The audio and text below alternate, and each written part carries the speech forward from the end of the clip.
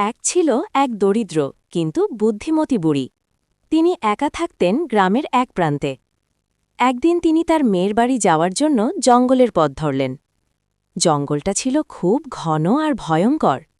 পাখির ডাক, ঝিঝি পোকার শব্দ, সব মিলিয়ে এক রহস্যময় পরিবেশ। হঠাৎ ছোপের আড়াল থেকে এক বড় বাঘ লাফিয়ে বেরিয়ে এল। বাঘ গর্জন করে বলল, এই বুড়ি, তোকে এখনই খেয়ে ফেলব। বুড়ি ভয় পেলেও মাথা ঠান্ডা রাখলেন।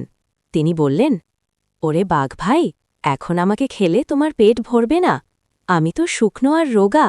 আমাকে আগে মেয়ের বাড়ি যেতে দাও।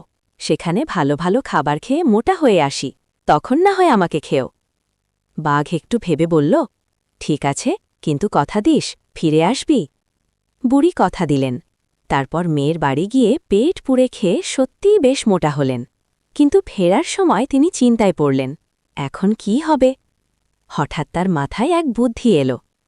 তিনি একটা বড় লাউয়ের খোলের ভেতর ঢুকে সেটাকে গড়িয়ে গড়িয়ে জঙ্গলের পথে চলতে লাগলেন।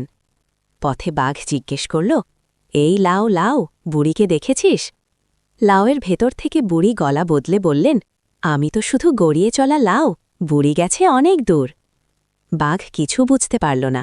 লাউ গড়িয়ে গড়িয়ে নিরাপদে গ্রামের কাছে পৌঁছে গেল। তারপর বুড়ি বের হয়ে দৌড়ে নিজের বাড়িতে ঢুকে দরজা বন্ধ করলেন।